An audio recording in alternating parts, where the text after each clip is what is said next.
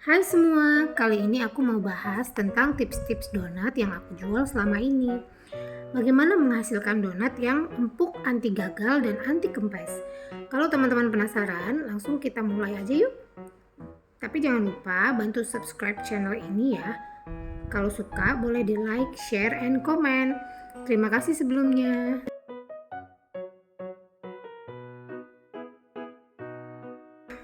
Siapkan 250 gram tepung cakra, tambahkan gula pasir, tepung maizena, tambahkan juga susu bubuk. Saya pakai Bakerin Plus juga untuk membantu proses pengembangan ragi. Lalu 1 sendok teh ragi instan dan sedikit vanili ya, biar wangi. Semua bahan sudah aku tulis lengkap di deskripsi ya. Aduk rata semua bahan kering, lalu bikin bolongan di tengahnya seperti ini. Masukkan telur dan susu. Nah, bolongan ini hanya untuk mempermudah pengadukan bahan-bahan cairnya saja ya teman-teman. Masukkan airnya sedikit demi sedikit, atau airnya bisa diganti juga dengan susu UHT ya. Atau jika mau susu UHT setengah dan air setengah boleh juga ya. Uleni terus sampai setengah kalis, lalu masukkan mentega dan garam. Saya menguleninya memakai spatula ya, agar menghemat daya. Aduk-aduk terus sampai mentega dan garamnya menyatu dan rata. Lalu setelah ini saya akan melanjutkan pengulanannya menggunakan mixer ya. Mixer yang aku pakai ini adalah produk dari Mito, tipe MX200. Hand mixer ini mempunyai kecepatan turbo sehingga kalau kita membuat donat akan lebih cepat kalis, dan kalau kita membuat bolu-boluan akan lebih cepat mengembangnya. Jika direntangkan sudah terlihat window pane-nya, berarti adonan sudah kalis elastis ya teman-teman. Letakkan di atas alas kerja dan jangan lupa tangan diolesi dengan minyak atau margarin ataupun tepung. Alas silikon yang aku pakai ini aku beli di Shopee. Linknya sudah ada aku sematkan di deskripsi ya. Bagi adonan menjadi beberapa bagian. Nah, jika untuk jualan sebaiknya ditimbang ya. Untuk donat mini aku timbangnya sekitar 20-22 gram. Dan untuk donat yang reguler biasanya aku timbang 35 gram ya. Oh iya, sebaiknya adonan dibulatkan terlebih dahulu ya untuk menjaga tekstur. Nah, seperti ini maksudnya. Lalu sepertinya aku nanti akan bagi dua untuk aku simpan di freezer buat stok anak-anak di rumah. Lalu lakukan pembagian adonan sampai habis ya. Oh iya teman-teman, kalau adonannya kelembekan, ngeroundingnya pakai sedikit tepung ya. Sebaliknya kalau adonannya agak kering, kita gunakan margarin atau mentega saja. Boleh juga diganti minyak untuk ngeroundingnya. Ada beberapa juga teknik merounding atau membulatkan adonan. Ambil adonan, lalu tekan-tekan dengan jari sampai semua udara keluar. Lalu bentuk adonan menjadi bulat dan mencubit bagian bawahnya agar tidak bocor saat digoreng. Lalu tekan-tekan lagi dan celupkan bagian bawah adonan ke tepung, lalu ditaruh di atas donat seater. Untuk donat seaternya atau tatakan donat yang gold itu, saya belinya juga di Shopee ya.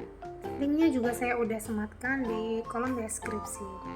Nah, kalau sudah agak kering, tangannya kembali diolesin dengan mentega lagi ya. Di sini saya sengaja memperlihatkan beberapa cara merounding adonan.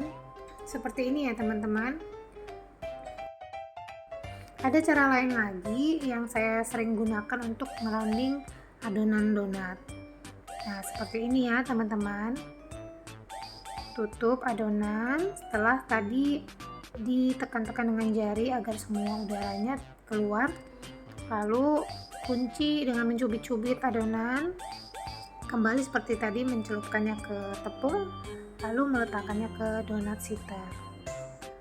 Terserah teman-teman saja yang mana yang nyaman menurut teman-teman untuk ngerounding adonannya. Yang pasti bentuk tangan kita seperti bentuk C terbalik ya. Tangan kanan kita membentuk C terbalik agar adonannya bisa mulus ya teman-teman. Awalnya saya juga agak kaku sih, tapi lama-kelamaan kita bisa kok. Istirahatkan dulu adonan 5-10 menit. Buka kembali adonan dan akan kita bentuk ya. Gepengkan adonan dengan cara menekan-nekan adonan. Jangan lupa jari dibalur tepung terlebih dahulu ya. Seperti ini ya teman-teman.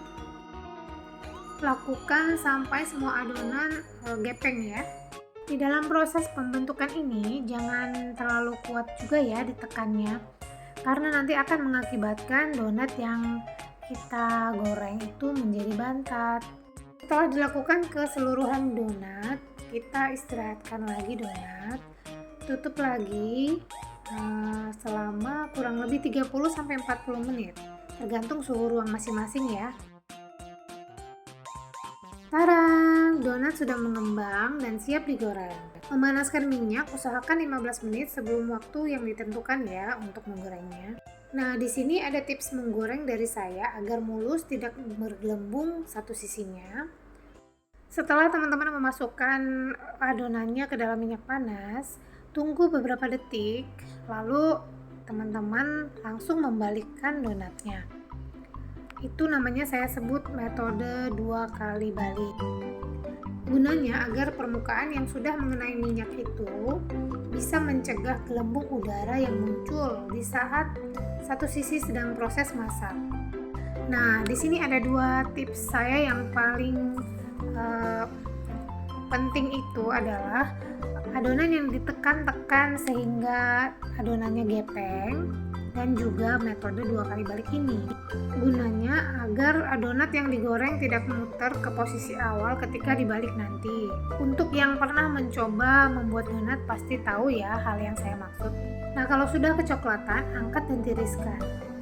Kalau aku menggunakan capitan saringan seperti ini agar tidak boros minyak dan bisa lebih cepat meniriskan minyaknya di dalam penggorengan. Ditiriskan kembali di atas wadah yang sudah beralaskan tisu ya. Karena ini untuk cemilan anak-anak saya, jadi saya oles dengan bahan seadanya yang ada di rumah. Saya pakai buttercream dan meses. Juga saya pakai gula halus untuk topping jadul yang favorit banget di rumah saya. Di rumah ini semua sepertinya sangat suka dengan donat jadul gula halus. Ciri-ciri donat yang pengembangannya sempurna adalah donat yang memiliki white ring ya. Tuh lihat teman-teman, meskipun ekonomis tapi tetap empuk dan menul kan.